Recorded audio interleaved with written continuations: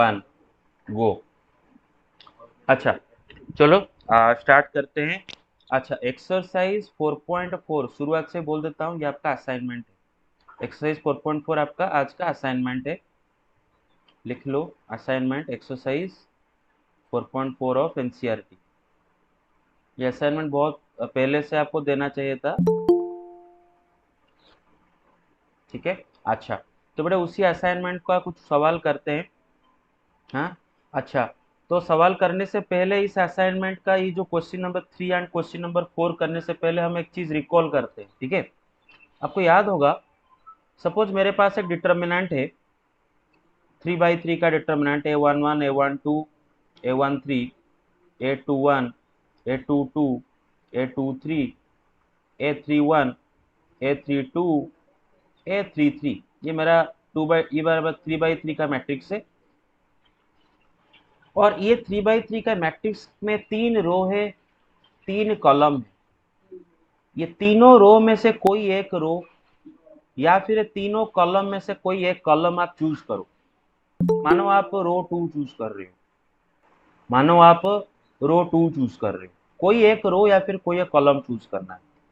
मानो आप रो 2 चूज कर रहे हो, रो 2 के जो एलिमेंट्स हैं, रो 2 के जो एलिमेंट्स हैं उनको उनके कॉरिस्पॉन्डिंग कोफैक्टर के साथ मल्टीप्लाई करके ऐड करो। मतलब क्या है बेटे, रो 2 का पहला एलिमेंट A21 इंटू उसका कोफैक्टर जिसको हम कैपिटल A21 से डिनोट करते हैं ना, A22 उसका कोफैक्टर कैपिटल A22, A23 उसका कोफैक्टर कैपिटल A23, और इनको ऐड करो।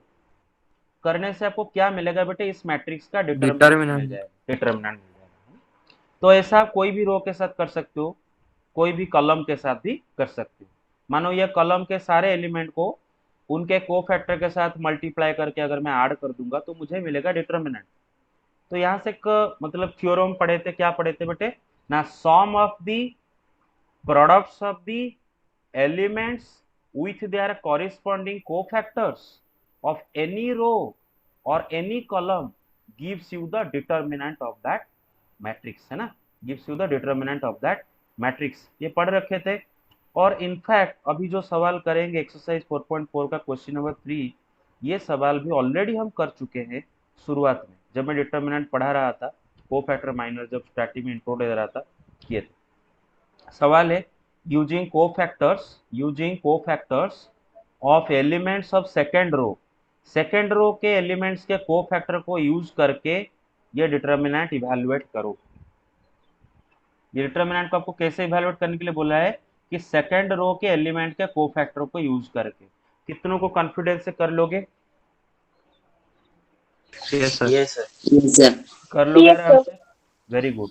आपको सेकेंड रो के जो एलिमेंट है 2 0 1, इनका इंडिविजुअल कोफैक्टर निकालना है, 2 का, 0 का, 1 का।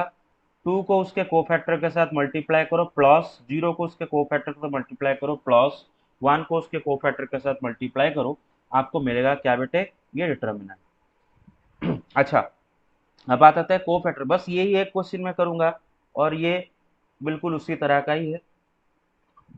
अच्छा अभी चलो क्या करते हैं बेटे, हम ये किसका ना, सेकंड कॉलम के जो एलिमेंट है उनके कोफैक्टर निकालते हैं, है ना। अच्छा सेकंड कॉलम का जो पहला एलिमेंट 2 है उसका पोजीशन क्या है, row number 2 column two number one. 1, है ना। वैसे वेरी गुड। तो उसका कोफैक्टर को कैसे डिनोट करेंगे बेटे, A21 से डिनोट करेंगे ना, कैपिटल A21 से। अच्छा बेटे रो माइनस नंबर, एम। हाँ row number column number add करने से इवन नंबर मिल रहा है कि ऑड नंबर मिल रहा है, और ऑड नंबर मिल रहा है ना।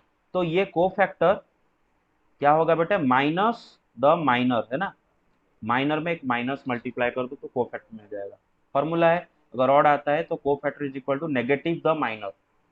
अच्छा तो 2 का माइनर कैसे निकाले बेटे ना, 2 का रो एंड कॉलम डिलीट करो, है ना, 2 का रो कॉलम डिलीट करो। 3823। जो डिटर्मिनेंट मिलता है 3823, वही होगा 2 का माइनर, है ना, 3823। तो ये माइनस इंटू माइनर का वैल्यू क्या होगा बेटे, 3823 का डिटर्मिनेंट, मतलब माइनस। अच्छा ये डिटरमिनेंट कितना होगा, 3 जा 3 9 माइनस 16, है ना। Hello, get it or not? तो क्या आएगा? 7 सर। 7। जीरो का यस जीरो सर। का कोफैक्टर निकालेंगे बेटा, जीरो का पोजीशन क्या होगा? Second row 2 2 second column A22। Row number column number मिला से इवन हो रहा है कि ऑड हो रहा है? Plus M22। हाँ, तो बेटा कोफैक्टर माइनर के साथ बराबर होगा, है ना?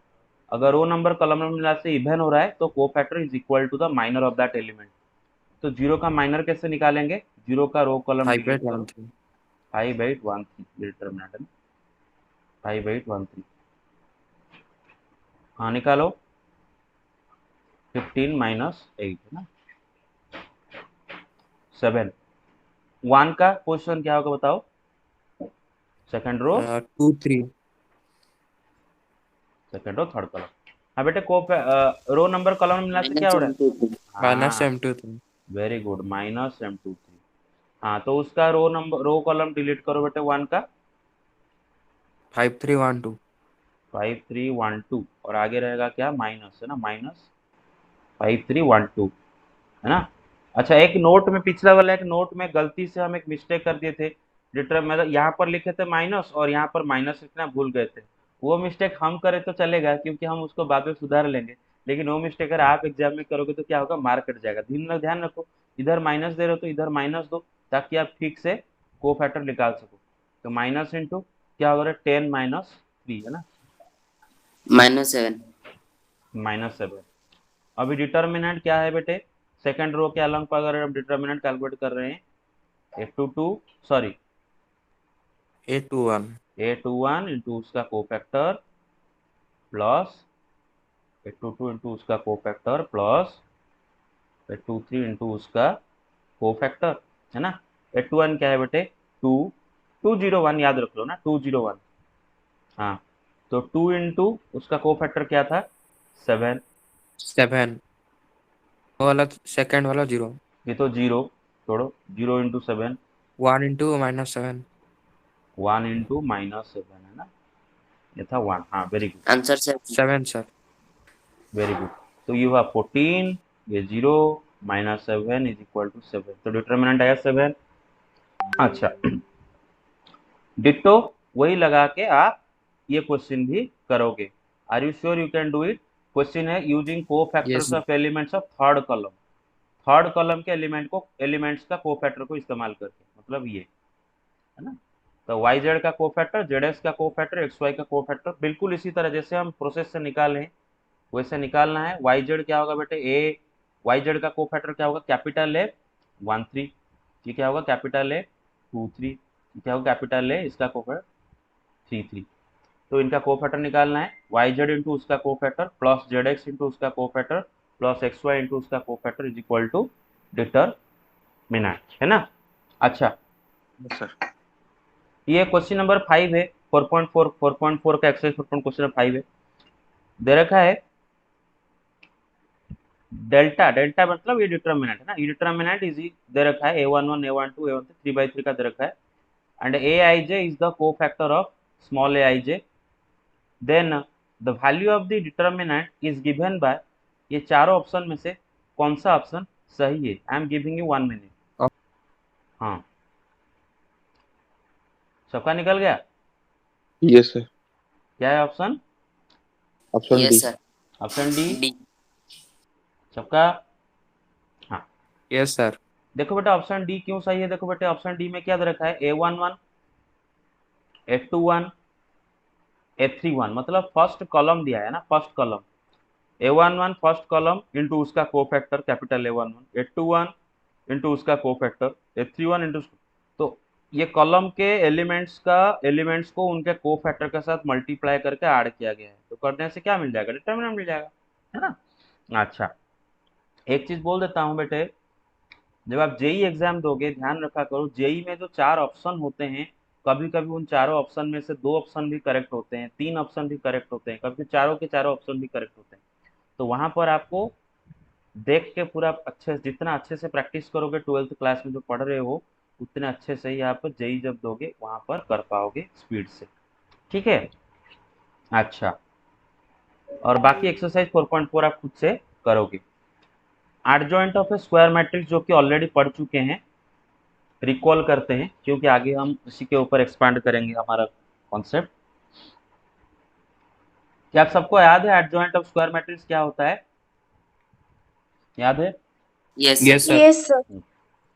सीधा अगर सिंपल अगर कोई आपको बोल दे कि बेटे तीन वार्ड में तुम मुझे बता एक स्क्वायर मैट्रिक्स का एडजॉइंट क्या होता है, बस transpose of the cofactor matrix, that's it, है ना।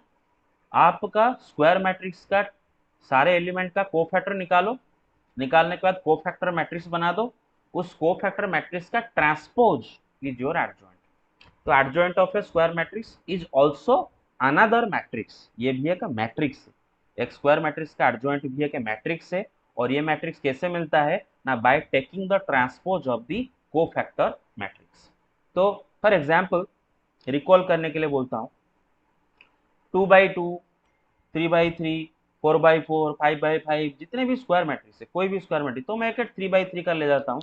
मानो A11, A12, A13, A21, A22, A23, A31, A32, A33, ये मेरा मैट्रिक्स है। अब इस मैट्रिक्स का कोफैक्टर मैट्रिक्स किसको बोलते हैं ना, ई मैट्रिक्स का जो सारे एलिमेंट है उनका कोफैक्टर निकाल के उनके जगह खाली रख दो, तो जो मैट्रिक्स प्रकट होगा वही होगा कोफैक्टर मैट्रिक्स, है ना। मतलब A11 का कोफैक्टर कैपिटल A11, A12 का कोफैक्टर कैपिटल A12, A13 का cofactor capital A13, capital A21, capital A22, capital A23, capital A31, capital A32, capital A33, इसको बोलते हैं कोफैक्टर मैट्रिक्स। इसको क्या बोलते हैं? Cofactor matrix. अब इस कोफैक्टर मैट्रिक्स का जो ट्रांसपोज आप करोगे that is called adjoint of Adjoint of A. है ना, एडीजे। क्लियर, याद आया? अच्छा, तो 2/2 का उसी तरह, है ना, बोल पूरा कोफैक्टर मैट्रिक्स का ट्रांसपोज। अच्छा, जैसे कि यहाँ पर एक क्वेश्चन क्या, और 2/2 का एक ट्रिक भी हम डिस्कस किए थे, वो ट्रिक भी रिकॉल करेंगे। तो फिलहाल ये 2/2 का मैट्रिक्स है, 2/2 का मैट्रिक्स है 3 5 सॉरी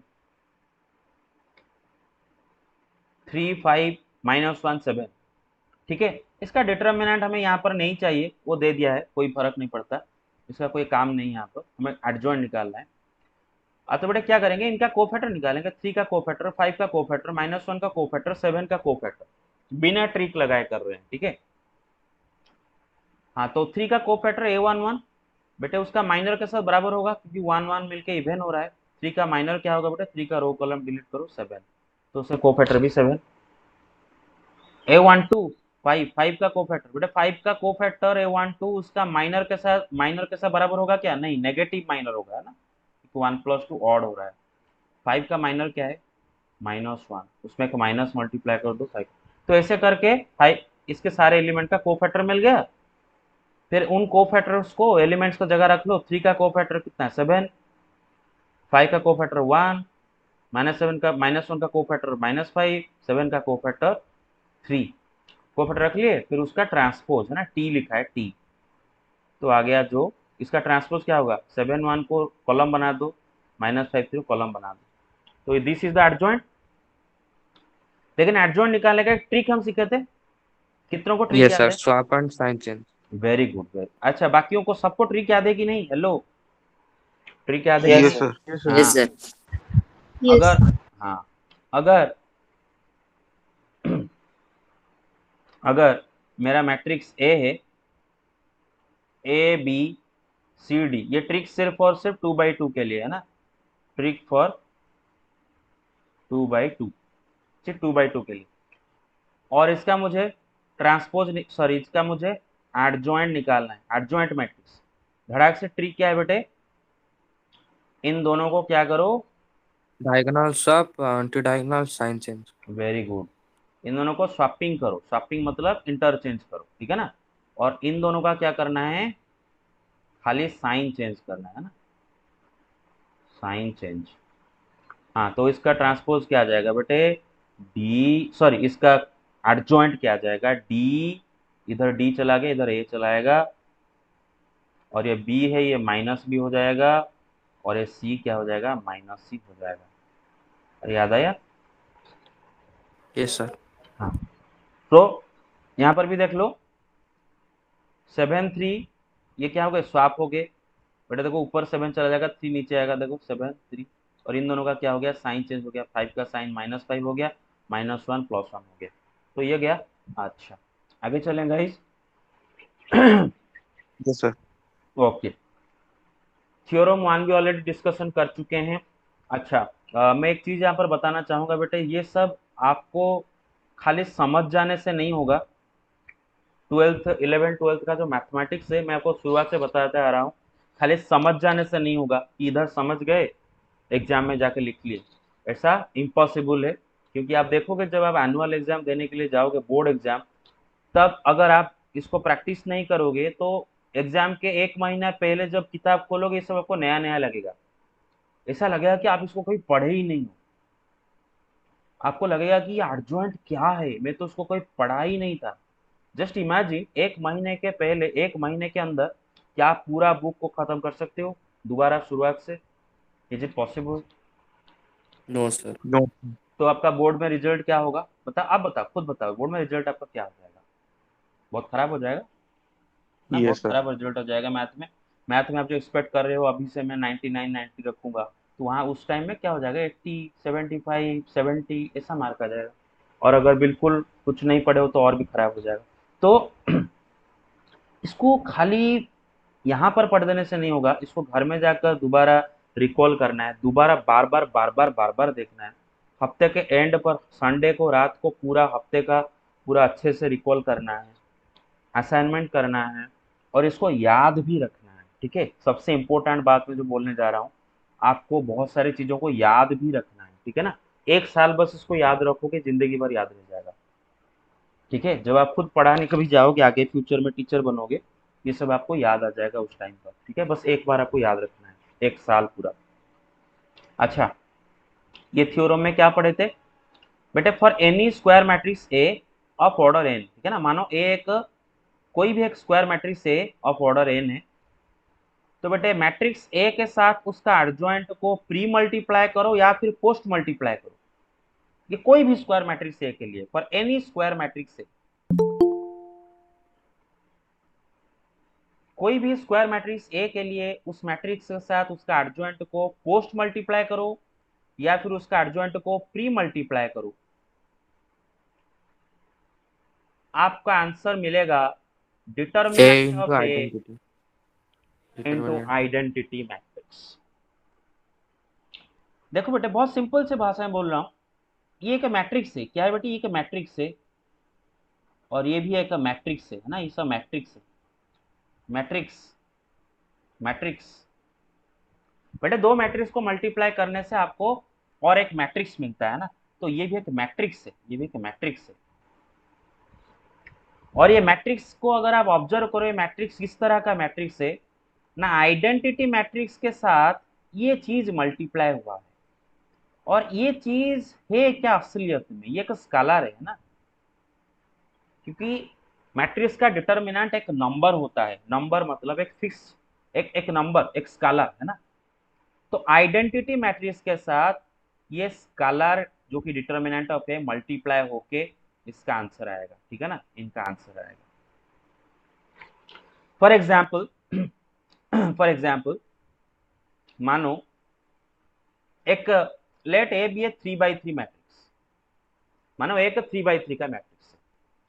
अभी ए को अगर मैं उसका एडजॉइंट के साथ मल्टीप्लाई करता हूँ, पोस्ट मल्टीप्लाई करता हूँ, या फिर उसका एडजॉइंट के साथ उसको प्री मल्टीप्लाई करता हूँ, तो बदले में मुझे मिलने वाला है ये।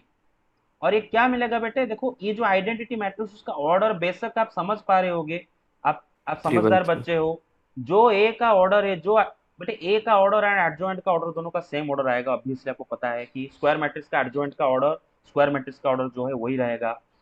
तो दो सेम ऑर्डर के स्क्वायर मैट्रिक्स को जब मल्टीप्लाई करेंगे तो हमें जो आंसर मिलेगा वो भी वही ऑर्डर का होगा। तो बेशक ये आइडेंटिटी मैट्रिक्स का ऑर्डर भी यहाँ पर 3x3 ही रहेगा।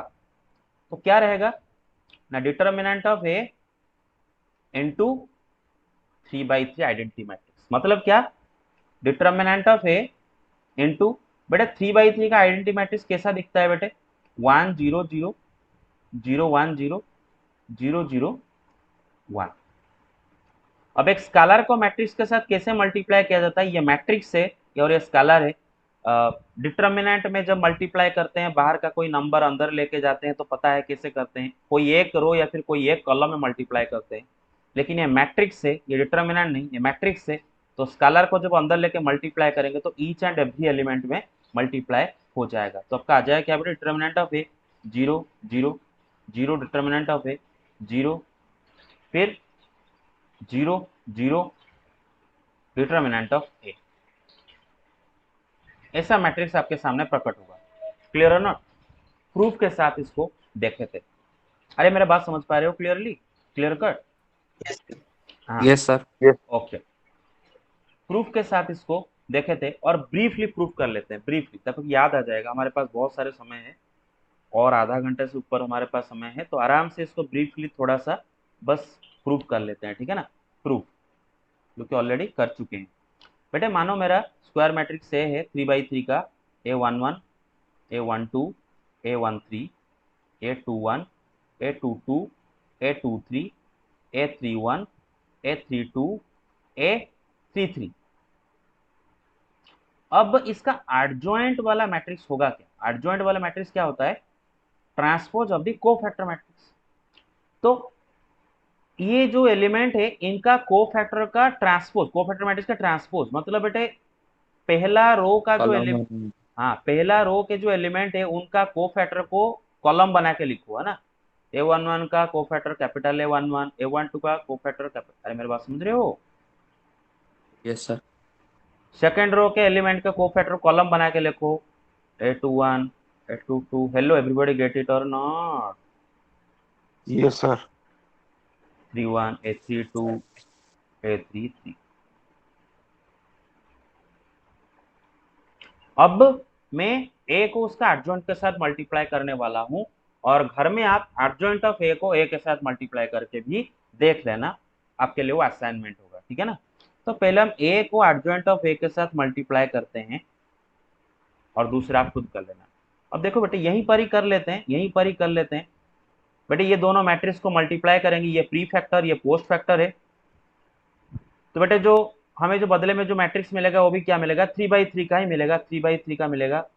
1 2 3 4 5 6 7 8 9, ऐसे 9 एलिमेंट रहेंगे। पहला वाला एलिमेंट बेटे उसका पोजीशन होगा 1 1, फर्स्ट रो प्री फैक्टर का फर्स्ट रो, पोस्ट फैक्टर का फर्स्ट कॉलम, है ना? मतलब A11, फिर देख रहे हो A11 Yes. Plus A12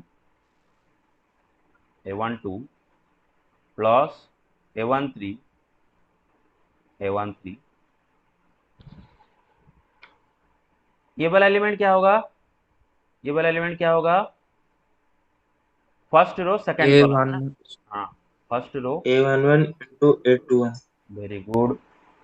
A11 into A21 plus A22 into A22 plus sir A1 to A22। अरे 1 to A2. Oh sorry sorry sorry, क्या कर दिया कि मैं, अच्छा सेकंड रो, हाँ सॉरी सेकंड रो, हाँ सेकंड। तो पहला वाला ठीक सर ए का तो ओ फर्स्ट रो लेना था ना सर, हाँ वो फर्स्ट, सेकंड हाँ कॉलम में है। Okay okay, first row second column, है ना? A11 A21। ऐसा रिस्पॉन्ड करो, वर्षा रिस्पॉन्ड करो, यस सर। दिव्यज्योति रिस्पॉन्ड करो, A12 A22। कृष्ण के सब एस की ना नहीं, A13 A23, है ना? A23। हाँ अच्छा, ये वाला element first row third column, A11 A31। A11 A31 plus A12 A32। Sir A13, capital है। ओ सॉरी सॉरी हाँ A13 A33, कैपिटल है A33। Very good. हाँ ये वाला A21 A21 A11 हाँ second row first column A21 A11 A21 A11 plus A22 A12 plus A23 A13 है ना। अरे बेटा बताते चलो, स्पीड में बताते चलो, मैं करते जाऊंगा, लिखते जाऊंगा। A okay sir A A2 A21 Yes, sir. A21 A21 hmm A22 capital A2 A22, A22, hmm A23, A2 A23, हम्म ये वाला A21 A21, A3 A21. A31 A22 A21 yes yes है, सर Yes, sir. 31 हाँ plus yes A22 into A21, A32. एक बोलो, एक बोलो। A22 हाँ into A32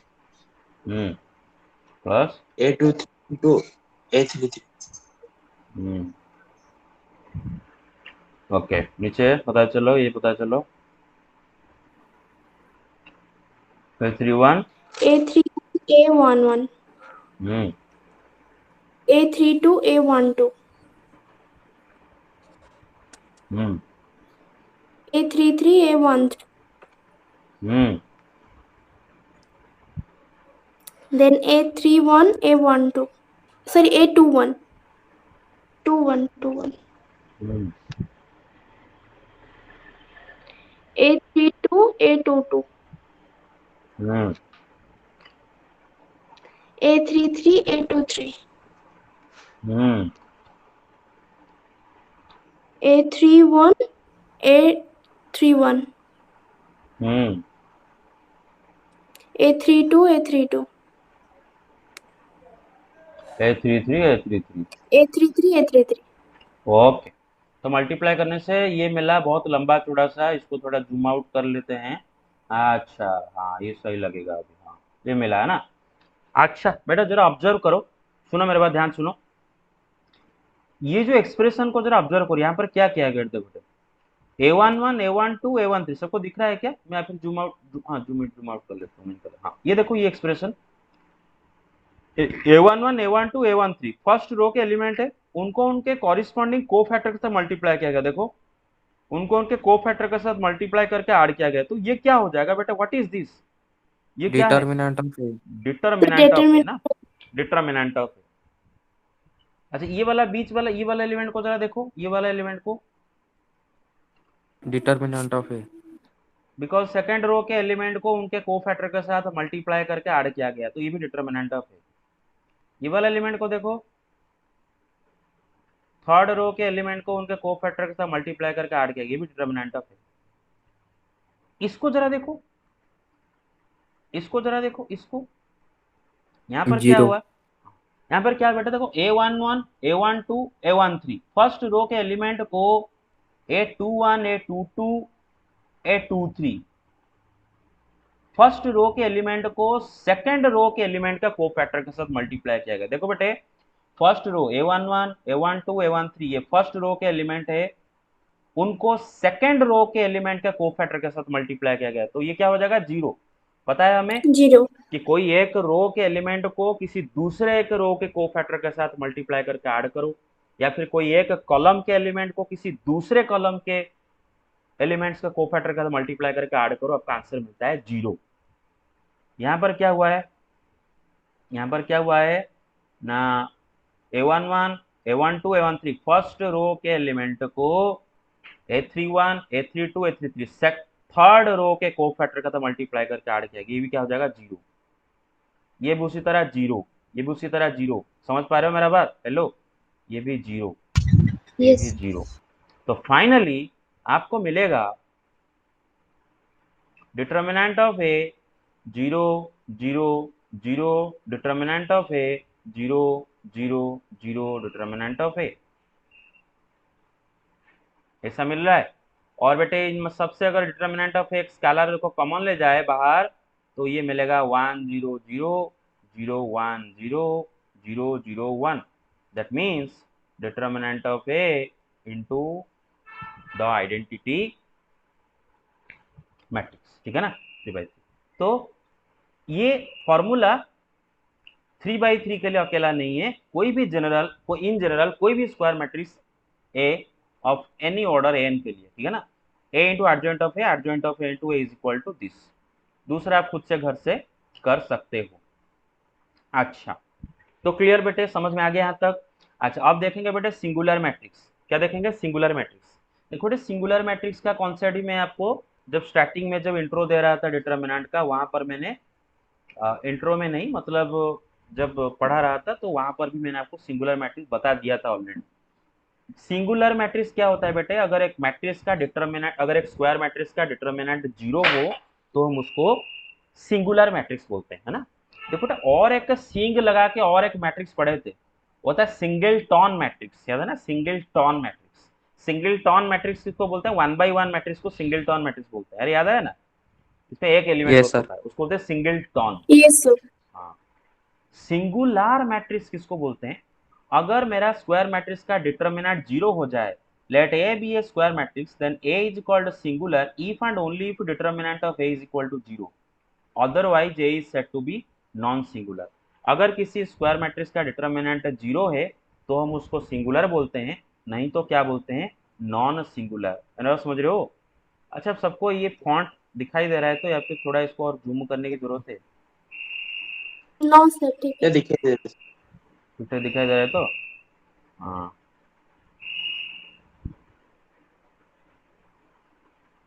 okay, थोड़ा बढ़ गया थोड़ा, हाँ, ओके।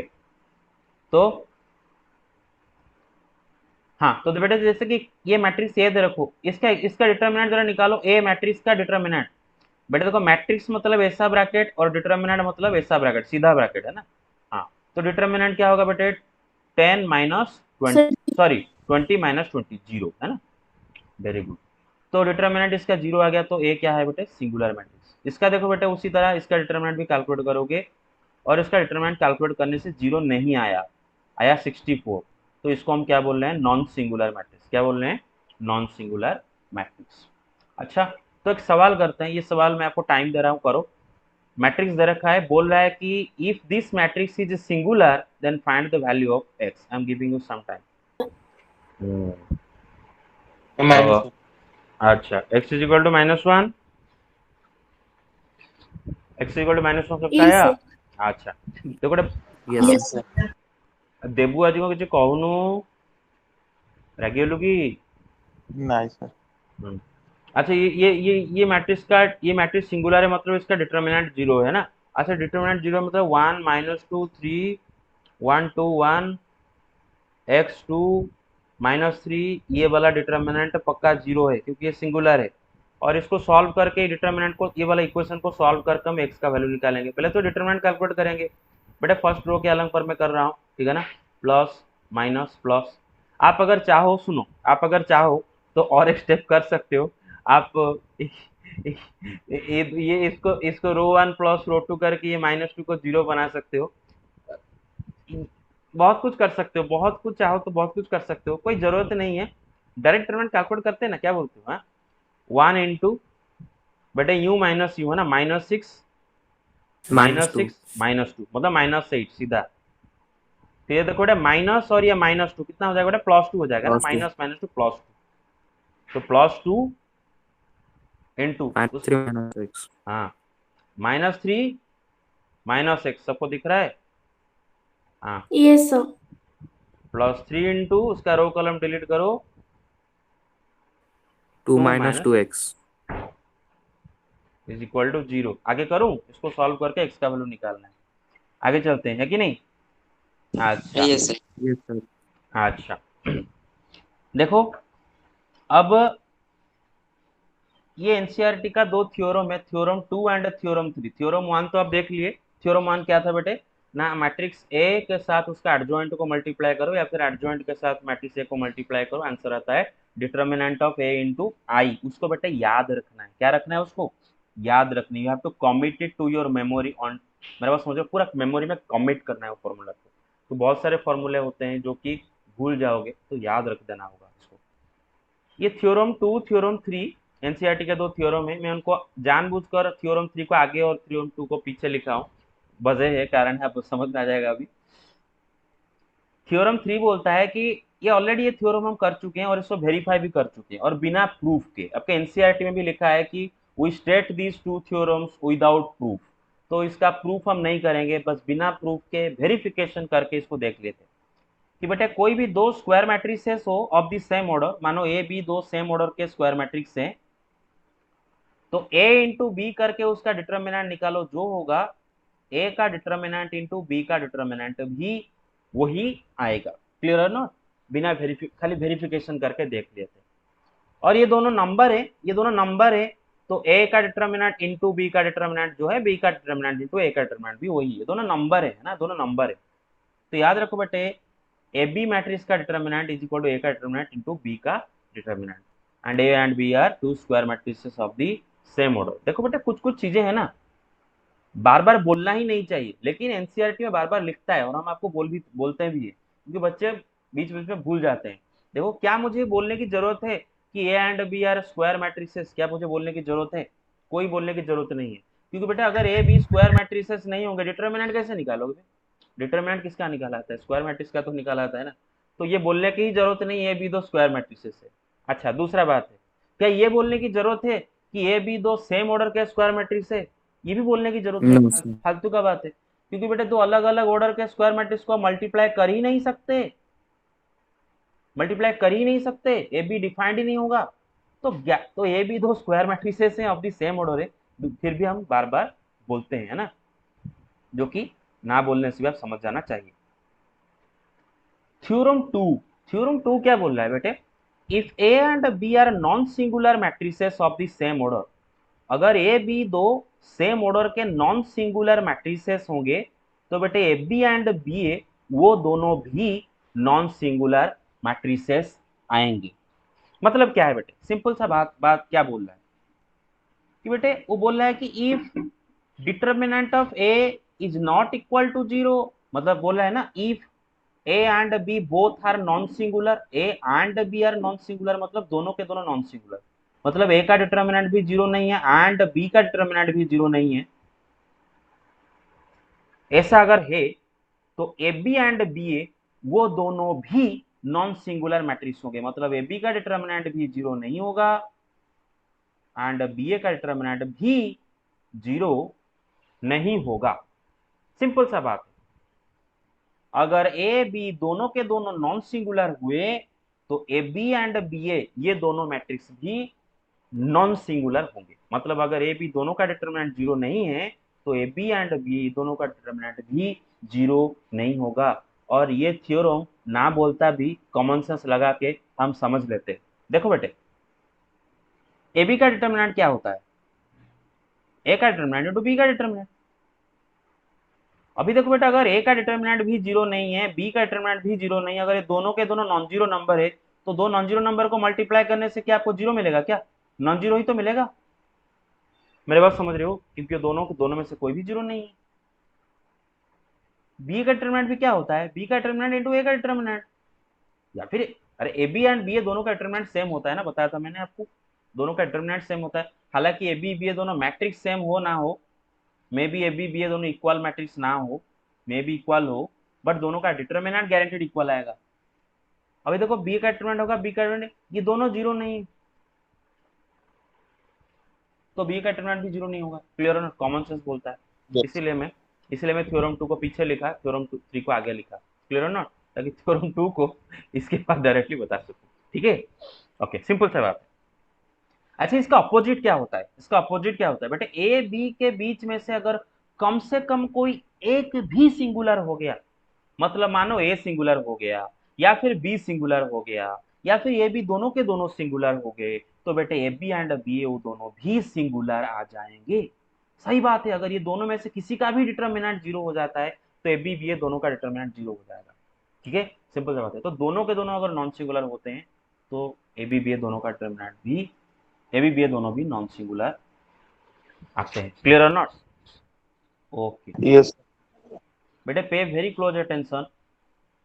मैं क्यों इतना सिंपल सा चीज को बार बार करके मतलब बोल रहा हूँ, क्योंकि जितने भी सिंपल हो आप जब इसको घर में जाकर किताब खोल के देखोगे तो आपको डिफिकल्ट लगेगा ही लगेगा। तो इधर से अगर आप बार बार उस चीज को सुन के समझ के जाओगे तो घर में जब किताब से खुद समझोगे आपको इजी लगेगा। ठीक है, ये बेटे बहुत ही इंपॉर्टेंट फॉर्मूला है, बहुत ही इंपॉर्टेंट फॉर्मूला है, इससे सवाल भी आ जाता है। तो तरीका, अच्छा इसको एक काम कर लेता हूँ, इधर लिख लेता हूँ, इधर रख लेता हूँ एंड हाँ। तो ओके, तो ओके क्या बोल रहा है बेटे, ये क्या बोल रहा है, मैं बोल रहा था इंपॉर्टेंट फॉर्मूला है क्या है। If A is a square matrix, अगर एक एन ऑर्डर का स्क्वायर मैट्रिक्स है, अगर एक एन ऑर्डर का स्क्वायर मैट्रिक्स है, तो उसका एडजॉइंट का डिटरमिनेंट क्या होगा, क्योंकि उसका एडजॉइंट भी एक स्क्वायर मैट्रिक्स होगा। और कैसे निकलता है, कोफैक्टर मैट्रिक्स का ट्रांसपोज। तो ए का एडजॉइंट का डिटरमिनेंट क्या होगा, डायरेक्टली में मुझे अगर ए का डिटरमिनेंट पता है तो क्या मैं ए का एडजॉइंट का डिटरमिनेंट भी मालूम कर सकता हूं, सिर्फ मुझे अगर ए का डिटरमिनेंट मालूम है। Yes, using this formula. और ये फॉर्मूला क्या कहलाता है बेटे कि ए का एडजॉइंट का determinant is directly equal to A का determinant to the power n-1। और एन क्या है, ए का ऑर्डर है। एन क्या है बेटे, ए का ऑर्डर है। क्लियर है ना, सिंपल से बात है। तो अगर मुझे ए का डिटरमिनेंट मालूम हो एंड उसका ऑर्डर मालूम हो तो मैं उसका एडजॉइंट का डिटरमिनेंट एक फॉर्मूला के निकाल दूंगा। क्लियर और नो। और ये फॉर्मूला आया कहाँ से, ये फॉर्मूला आया कहाँ से, इसको चलो थोड़ी देर के लिए डिराइव कर लेते हैं। क्लियर और नो, फॉर्मूला आया कहाँ से, आसमान से तो नहीं आया होगा, जरूर ये प्रूव होके हुआ होगा, है कि नहीं। Yes sir. अच्छा देखो भाई, कैसे मैं प्रूव करूं कि एडजॉइंट ऑफ ए का determinant is equal determinant of A का पावर n-1। बेटे इसको हम थ्योरम 1 से ही प्रूव कर लेंगे। थ्योरम 1 एंड थ्योरम 3 जो भी देखना है बेटे, उन दोनों को मिला के इसको प्रूव करेंगे। अच्छा थ्योरम 1 बोलता है, फ्रॉम थ्योरम 1 क्या बोलता है बेटे, वी नो दैट, इसको थोड़ा ब्लू कलर का बैकग्राउंड बनाता हूं, अच्छा लगेगा। वी नो दैट, अच्छा व्हाइट कर लेते हैं। We know that adjoint of A into matrix A या फिर matrix A into adjoint of A क्या आता है बेटे, मैं एक लिख रहा हूं, अब दूसरा आप लिख सकते हो, आपका मर्जी। एडजॉइंट ऑफ ए इंटू ए लिखो या फिर ए इंटू एडजॉइंट ऑफ ए लिखो, क्या आता है बेटे, determinant of A into identity matrix. और ये क्या है ना, ये एक स्केलर है, ये क्या है, ये एक स्केलर है। ठीक है, अच्छा मुझे मुझे मुझे एक बात बताओ बेटा, आप सबको याद है ना बेटा, आइडेंटिटी मैट्रिक्स का डिटरमिनेंट 1 आता है हमेशा। आइडेंटिटी मैट्रिक्स का डिटरमिनेंट क्या आता है बेटा बताओ, 1 आता है। क्लियर और नो, 1 आता है। बेटा अगर याद नहीं आ रहा है ना, मैं आपको रिकॉल करवा देता हूँ। बेटा आइडेंटिटी मैट्रिक्स क्या होता है अपर लोअर जीरो होता है, इससे हाँ, डायगोनल मल्टीपल। सपोज एक 3x3 का आइडेंटिटी मैट्रिक्स बनाता हूँ, इसका डिटरमिनेंट क्या होगा बेटा, देखो डायगोनल के, ये एक ट्रायंगुलर मैट्रिक्स है ना बेटे, upper triangular lower triangular both, diagonal के ऊपर वाले 0 नीचे, तो बेटा इसका डिटरमिनेंट क्या होगा बेटा, मल्टीप्लाई कर दो 1 1 1। तो डायगोनल मैट्रिक्स दो या फिर अपर ट्रायंगुलर दो या फिर लोअर ट्रायंगुलर दो, उनका डिटरमिनेंट कैसे निकलता है, directly by multiplying the elements along the main diagonal. तो बेटे आइडेंटिटी मैट्रिक्स का डिटरमिनेंट 1 होता है। अच्छा और एक फॉर्मूला बेटे याद है, के ए का डिटरमिनेंट वेयर के इज अ स्केलर, के is a scalar and A is a matrix, और मानो ए का ऑर्डर एन है, मानो ए का ऑर्डर एन है, तो के का डिटरमिनेंट क्या आता है बेटे, k to the power n into determinant of. determinant of a. Recall कर लो बेटे, अगर एक स्क्वायर मैट्रिक्स है और उसके साथ एक स्केलर के मल्टीप्लाई कर रहे और करने के बाद डिटरमिनेंट कैलकुलेट करेंगे, this is also equal to determinant of A के साथ ये स्केलर मल्टीप्लाई करो। अगर इसको धड़ाक से प्रूव करना चाहो तो धड़ धड़ हो जाएगा। देखो बेटा मैं एक 2x2 का ले जाता हूँ, अब धड़ धड़ करके देख लो, ए बी सी डी एक 2x2 का मैट्रिक्स है और मैं उसके साथ एक स्केलर मानो 3 मल्टीप्लाई कर रहा हूँ। ठीक है, मल्टीप्लाई करके जो मिला उसका मैं डिटरमिनेंट कैलकुलेट करूंगा। This is also equal to, scalar क्या है बेटा के, मतलब के क्या है बेटा 3 इधर है, 3 to the power n, n मतलब इसका ऑर्डर क्या है बेटा 2 है ना, इनटू डिटर्मिनेंट ऑफ a मतलब इसका डिटर्मिनेंट। मेरे बात समझ रहे हो? देखना चाहोगे कैसे? अच्छा LHS देखो, बेटे, ये मैट्रिक्स के साथ ये जो स्केलर मल्टीप्लाई किया गया, क्या कैसे स्केलर मल्टीप्लाई करते हैं, अंदर लेके मल्टीप्लाई कर ले, समय मल्टीप्लाई कर लेते हैं, 3a 3b 3c 3d है ना, इसका डिटर्मिनेंट यही है, तो आपका LHS है ना, यही तो आपका LHS है। अच्छा बेटे याद है हम डिटर्मिनेंट में कोई भी एक रो या फिर कोई भी एक कॉलम से एक कॉमन फैक्टर बाहर ले सकते हैं। तो बेटे मैं इसका पहला रो से 3 कॉमन लेता हूँ एंड दूसरा रो से और एक 3 कॉमन लेता हूँ, 2 3 बाहर कॉमन आया तो कितना बाहर आया 3 का स्क्वायर, तो अंदर क्या रहेगा ABCD, या फिर आप दोनों कॉलम से भी 3 कॉमन लो, एक ही बात है। तो प्रूव हो गया बेटा RHS, देख लो RHS प्रूव हो गया कि नहीं, RHS तो यही था। Yes. हाँ तो सिंपल सा बात है, ये दोनों फॉर्मूला को इस्तेमाल यहाँ पर किया जाएगा। देखो बेटे adjoint of a into a is equal determinant of a into I to the power n, taking determinant on both sides, taking determinant on both sides, दोनों साइड में मैंने डिटर्मिनेंट ले रहा हूं।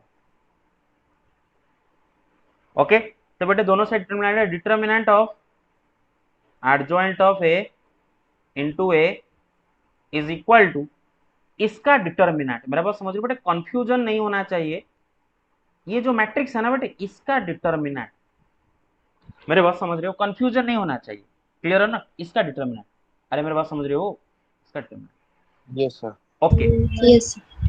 बेटे थ्योरम 3 से हमें पता चला है कि ए बी का determinant is equal to A का डिटर्मिनेंट टू बी का डिटर्मिनेंट, तो ये दोनों का मल्टीप्लिकेशन का डिटर्मिनेंट होगा एडजॉइंट ऑफ ए का डिटर्मिनेंट इनटू ए का डिटर्मिनेंट इज इक्वल टू इसका डिटर्मिनेंट इज इक्वल टू, बेटे यहां पर बेटे एक स्केलर के एक स्केलर है जो कि एक मैट्रिक्स के साथ मल्टीप्लाई हुआ है और उसका डिटर्मिनेंट निकाल लो, तो फॉर्मूला क्या बोलता है बेटे, क्या होगा ये k to the power n है ना, मतलब डिटर्मिनेंट ऑफ a का पावर n, n क्या है बेटे a का ऑर्डर, और यहाँ पर a का ऑर्डर n है ना, इनटू इसका डिटर्मिनेंट, मेरे बात समझ रहे हो कि नहीं?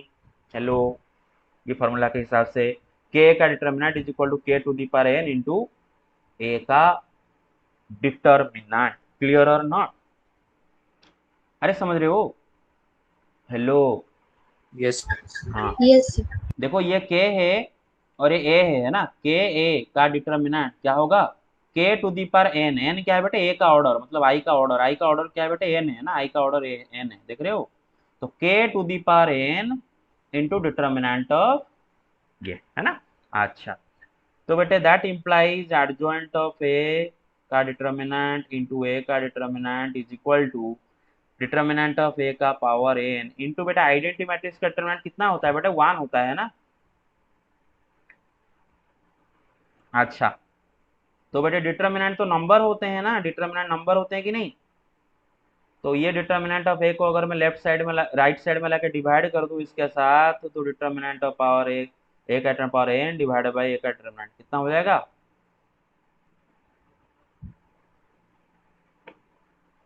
मेरे बात समझ में आ गया मैं जो बोल रहा हूँ? Yes, sir. Yes. सिंपल सा बात है, आप खाली यहाँ पर एक चीज समझना होगा, ये k है और ये a है, ये k है और ये a है, ये नहीं लिखता हूँ, ये ऑलरेडी लिख चुके हैं, कंफ्यूजन होगा, चलो समझ लो, k a का determinant is equal to k to the power n, n मतलब ये मैट्रिक्स का ऑर्डर, इसका ऑर्डर n है, हो गया, आगे चलते हैं। तो इसको लेके आपको कुछ क्वेश्चन भी अभी करेंगे है ना।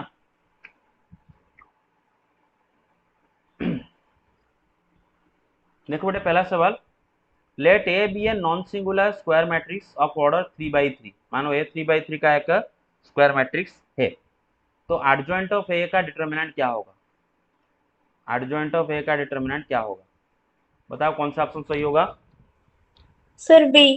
बी है ना, बिकॉज एडजॉइंट ऑफ ए का determinant is equal to determinant of A का power n-1 where n is the order of A, और यहाँ पर ए का ऑर्डर क्या है बेटे 3 है, तो क्या होगा डिटर्मिनेंट ऑफ ए का पावर 3 माइनस 1 मतलब डिटर्मिनेंट ऑफ ए का पावर 2 है ना।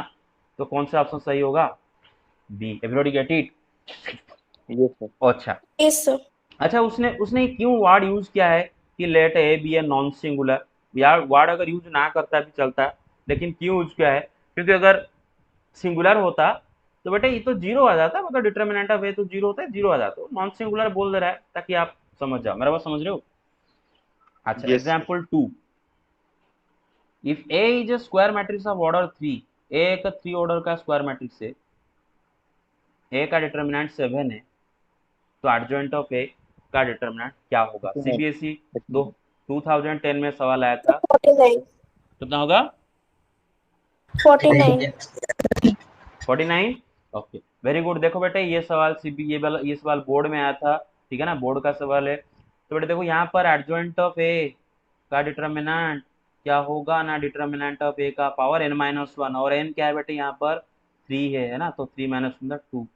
आज जो डिटर्मिनेंट ऑफ ए कितना है बेटे 7, 7 का स्क्वायर कितना होगा बेटे 49। अच्छा, ये वाला सवाल क्वेश्चन नंबर 2, ये सीबीएसई सैंपल पेपर का सवाल है, मतलब बोर्ड में आने लायक सवाल है। अब सवाल को थोड़ा ऑब्जर्व करो क्या दे रखा है। If A is a non singular square matrix of order 3, ए का ऑर्डर 3 है, एंड ए का एडजॉइंट का डिटर्मिनेंट दे दिया है। क्या दे दिया है? ए का एडजॉइंट का डिटर्मिनेंट दे दिया है। और किसका डिटर्मिनेंट पूछा है? देखो जरा, किसका पूछा है जरा देखो। ए का नहीं ना, ए का नहीं, ए का नहीं, मैं थोड़ा इसको लिख लेता हूं। ए का नहीं, ए का ट्रांसपोज का, ठीक है, ए का ट्रांसपोज का डिटर्मिनेंट दे रखा है। अभी इसमें कोई घबराहट में होने की जरूरत नहीं बेटे। ए का ट्रांसपोज का determinant is also equal to A का डिटर्मिनेंट, है कि नहीं? प्रॉपर्टी 1 के हिसाब से Yes, sir. Determinant of A का transpose is equal to determinant of A. तो बोल रहा है जानबूझकर, मतलब वो आपको टेस्ट कर रहा है कि अगर मैं डायरेक्ट दे दूं डिटर्मिनेंट ऑफ ए तो बच्चे लिख लेंगे, मैं थोड़ा ये दे देता हूं कि बच्चों को याद होगा कि नहीं डिटर्मिनेंट ऑफ ए का, ठीक है ना। अच्छा, एडजॉइंट ऑफ ए का डिटर्मिनेंट क्या होगा? 225 उसने दे रहा है, 225. जो कि क्या होगा बेटे डिटर्मिनेंट ए का पावर n-1, और यहाँ पर n क्या है बेटे 3 है ना, 3 माइनस मतलब का स्क्वायर है ना। मेरे बात समझ रहे हो कि नहीं क्लियरली? Hello, Yes. तो डिटर्मिनेंट ऑफ ए का स्क्वायर अगर 225 है तो ए का डिटर्मिनेंट क्या हो सकता है बेटे? प्लस और माइनस प्लस और माइनस 15 है ना। अगर डिटर्मिनेंट ऑफ ए का वैल्यू 15 हुआ तब भी उसका स्क्वायर 225 होगा, अगर ए का डिटर्मिनेंट -15 हुआ तब भी उसका स्क्वायर क्या होगा बेटे 225 होगा। हाँ, इसको यहाँ पर मैं एम्फासिस देना चाहता हूँ। आपसे एग्जाम में क्या गड़बड़ी हो सकता है पता है? आपको लगेगा कि ये मॉडुलस, आपको लगेगा कि ये मॉडुलस है और मॉडुलस पॉजिटिव आता है। बेटे ये मॉडुलस नहीं है, क्या है? क्या है ये? डिटर्मिनेंट।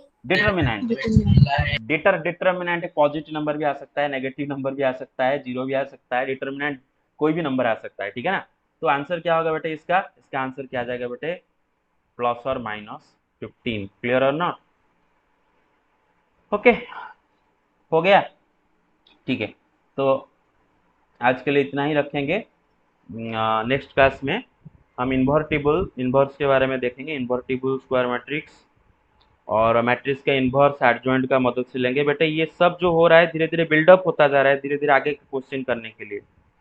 अच्छा, तो आपको क्या करना है, घर में जाकर ये सारे सवाल को दोबारा करना है, दोबारा इस सब को देखना है। कभी भी कॉन्फिडेंट मत बन जाओ कि ये सब आपको जिंदगी भर याद रह जाएगा इससे ही आज की पढ़ाई से। नो, लगातार आज से लेकर 3-4 दिन इसको बार बार आपको देखना है, बार बार करना है, बार बार देखना है, तब जाके ये याद रहेगा एग्जाम तक। फिर बीच बीच में हर महीने में रिवाइज करना है, हर हफ्ते में रिवाइज करना है, तब याद रहेगा, है ना। There is no shortcut, right. मैं बोला था एग्जाम में मार्क रखने का कोई भी शॉर्टकट नहीं है बोर्ड के लिए। क्लियर हो ना? लिए हो साइंस, लिए हो मैथमेटिक्स, तो उस हिसाब से मेहनत भी आपको करना होगा। जो चीज लिए हो जितना मेहनत आपसे डिमांड करता है उतना मेहनत आपको देना ही होगा, तभी जाकर अच्छा रिजल्ट ला पाओगे, नहीं तो नहीं होगा। Clear or not? There is no alternative. चलो ओझा टेक द